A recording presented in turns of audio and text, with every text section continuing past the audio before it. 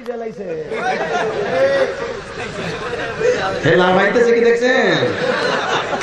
দেখছেন না এই মুসলমানের পোলা খালি হের করে না, আমার ঘরে তোমার ঘরে সবাই করে হইতেছে। কথা না কেন তিন জায়গায় মাতবাড়ি চলে না। এক নম্বরে বোর কাছে হোম মিনিস্টার উনি, ওই যে যেই নেতা পিছনে বয়ে রয়েছে হাসতাছে, রাত 2টা-3টা বাসায় গেলে বউ দরজাও খুলতে চায় না। মাঝে মাঝে তুই তোর মাতবাড়ি নিয়ে থাকা ওইখানেই পড়ে থাকবি। কথা কর না কেন? এটা আমার বউ আমার মাঝে মাঝে কয় থাকতে পারলাম না 4টা 5টার সময়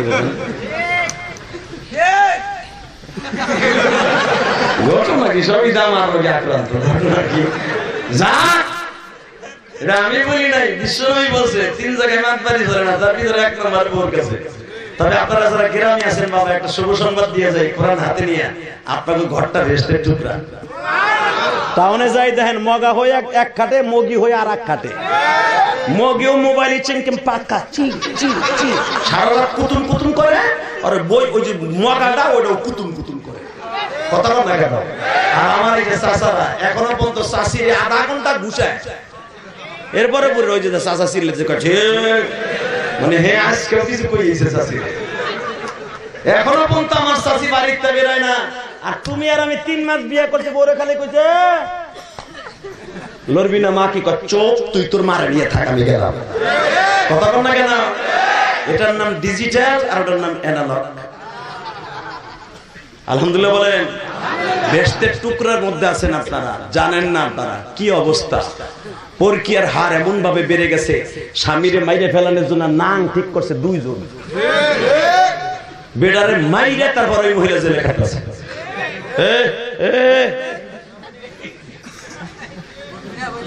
আলহামদুলিল্লাহ বলেন।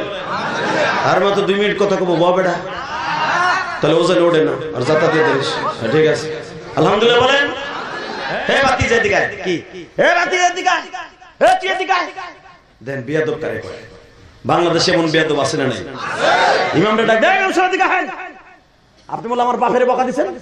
আমার বাপ এই মসজিদের সভাপতি, জানেন আপনি? 30 বছর আমার বাবা এই মসজিদের সভাপতি ছিল। এখন আমার আব্বা বুড়ো হয়ে গেছে, আমার স্বাস্থ্য ভাই সভাপতি। হ্যারিংটনে আপনারা আপনার বাপের বকা দিচ্ছেন? ও বাবা কথা বল না কেন? বাংলাদেশের অধিকাংশ মসজিদের সভাপতি সেক্রেটারি জানি। ঠিক বলছে না? ঠিক বলছে। কষ্ট হইতেছে? অজ্ঞতা তো আমার কি? এই মুসলমানের পোলা, আমার জীবনে এমন ইমামতি গেছে মেয়ে, আমি ইমামতি করছি 8 বছর। আমার বক্তৃতার জীবনে 2001 সাল থেকে নিয়ে 8 সাল পর্যন্ত বেড়া ইমামতি করছি। আমি আজকের বক্তা না, 26 বছর ওয়াজের বয়স। আলহামদুলিল্লাহ বলতে পারলেন না? তাও ঢাকায় 2001 সাল থেকে নিয়ে 8 সাল পর্যন্ত ইমামতি করছি। আমি বুঝছি ইমামতির জাল কি রে। এই মুসলমানের বলা ভালো করে বুঝেন, দুঃখে বলে বলছি। সকালবেলা সভাপতি আমার চাকরি খাইতো, সেক্রেটারি এসে জোড়া দিত। এটা কেমনে?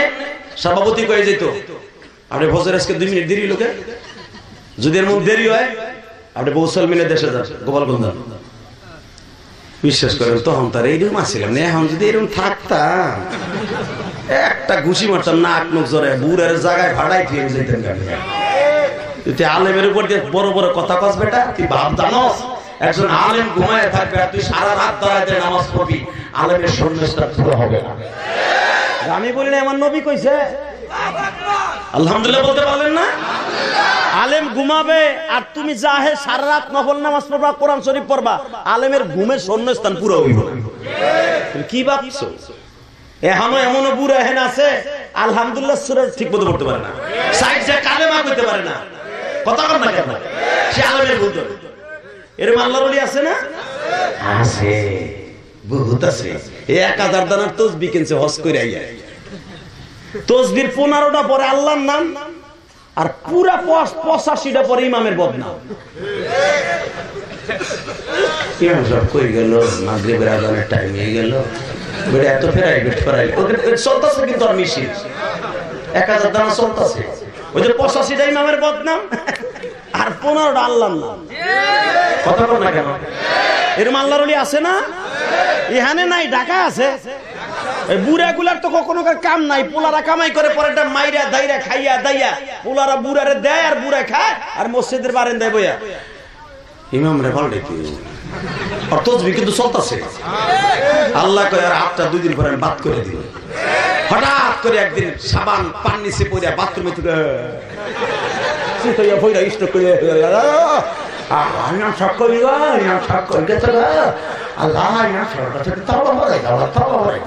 তোর তবা পড়াইব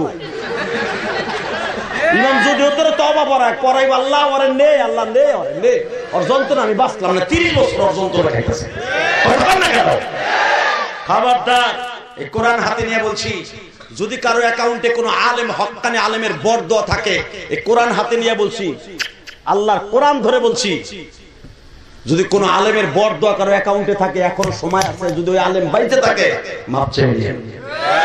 পৃথিবীর এমন কোন ইবাদত নাই, এমন কোন হজও নাই যারে মাফ করাইতে পারে, কারণ ওটা আল্লাহর হক না, ওটা বান্দার হক।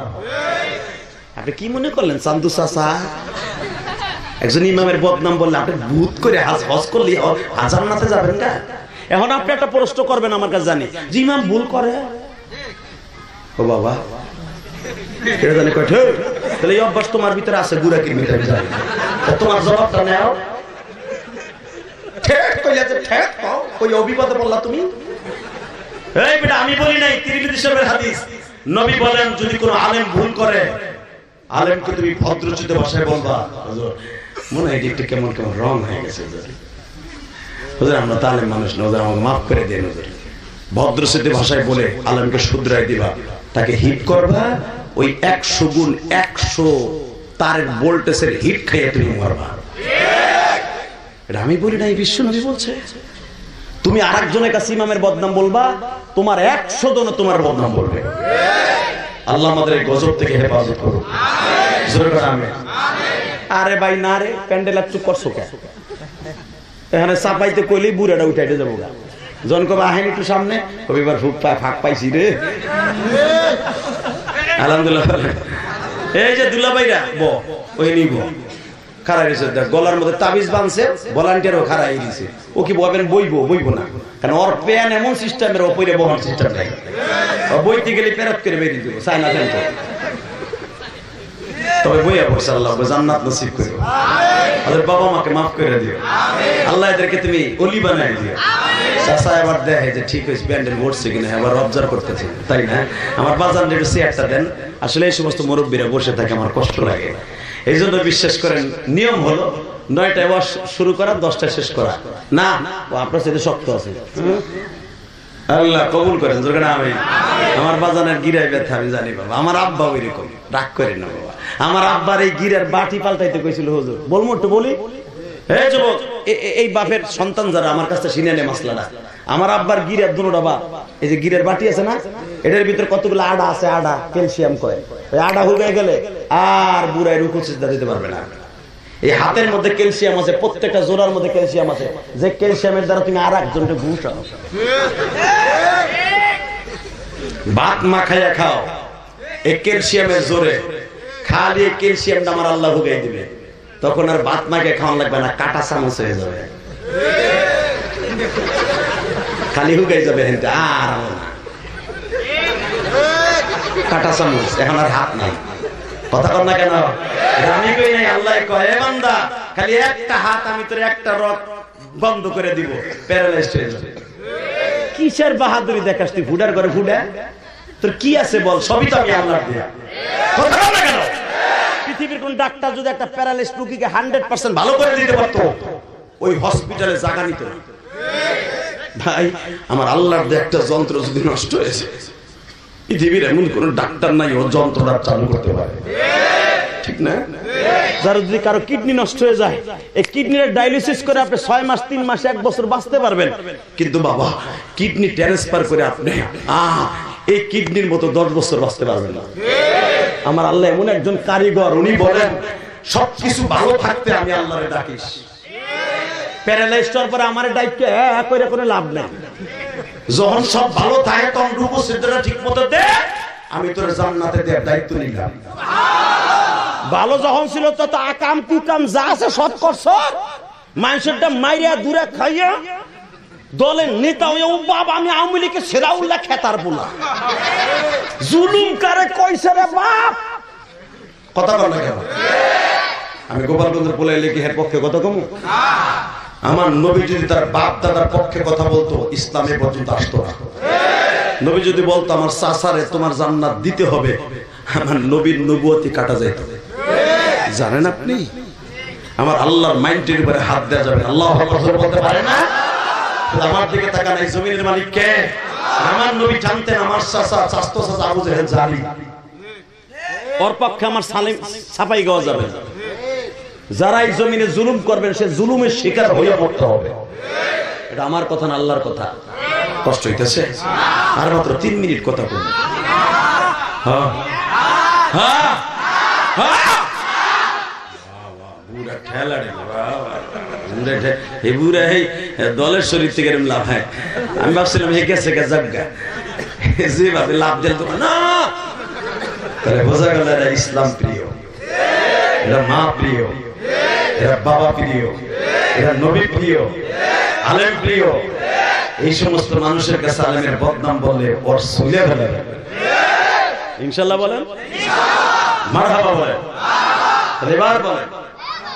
আমার বাবার এই আঁটুতে বাবা ক্যালসিয়াম নাই, এই বাটি পাল্টাইতে কইছিল আজ থেকে 3 বছর আগে। আমার এই বাজারের মতো পাও এভাবে আমার আব্বা বসতে পারে না, চেয়ার ছাড়া আর পাও এইভাবে সোজা করে দেওয়া ছাড়া আব্বা বসতে পারে না। আল্লাহ আমি এই বাজানদের জন্য দোয়া করি, এদের কত কষ্ট, এরকম একটা জিন্দেগি আমারও আসতে পারে, উপহাস করবো না।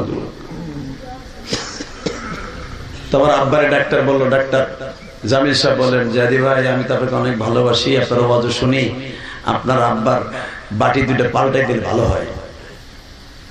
আমি বললাম কত লাগবে? কয় 2টা মিলে সব কাজ বাস শেষ করে 3 লাখ লাগতে পারে শুধু আপনার জন্য, টাকা তো বেশি লাগছে। আমি বললাম 3 লাখ লাগুক আর 9 লাখ লাগুক, আমার আব্বা যদি সুস্থ হয় আল্লাহ তাকে সুস্থ করে আপনি পাল্টান। আমার আব্বা মৃত্যুর আগে রুকু সিজদা ঠিক মতো দিয়ে যেতে পারে। বিশ্বাস করেন আমার আব্বাই কি কয় জানেন? ও বাবা আমার আল্লাহর দেয়া জিনিস আমি দুনিয়া রেখে যান না, আমার কষ্ট হোক বাবা, আমি এই যেটা আল্লাহ দিছিল আমারে এটা এক্সপেরিয়েন্স যেরকম দুনিয়া আল্লাহ কাউরে দেয় নাই, আমি এটা ফিরে যেতে রাজি না। ওই আমেরিকার বানায় প্লাস্টিকের আমার মার্বেল ঢুকাই দেবে, আমি ওটা নিব না বাবা। এখন কি বিপদে বললাম? আমি বললাম আব্বা ডাক্তার কইছে, দূর বাবা ডাক্তার এখন আমি আর আমার আল্লাহ। আমি ডাক্তারে বললাম আমার আব্বা পাল্টাবেন, আপনি কি করেন? বিকল্প আছে, এক একটা ইঞ্জেকশনের দাম 4,500 টাকা, এর 32টা ইঞ্জেকশন লাগবে। আমি বললাম 32টা আর 40টা না, যে কয়টা লাগে সেই কয়টা দেন। তারপর 100 না 75%। আব্বা কয় এত দরকার নাই, তুমি 2-3টা দাও তো বেতাটা কমে যাবে। বাপ কারে কয় রে পাগল, আমার আব্বা চাচ্ছে না যে আমার পোলারের কষ্টের টাকা আমি নষ্ট করে কবরে দিই। আর এটা যদি আমার বউ হইতো, কইতো গোলামের ঘর করতেছি 30 বছর, গোলাম আমার আডুর ব্যথা ঠিক করে লেগে 4 লাখ লাগবে, দেখো না গোলাম অভিনয় কত শিখি, অভিনয় কত শিখি, কত কর না কেন কইতো না।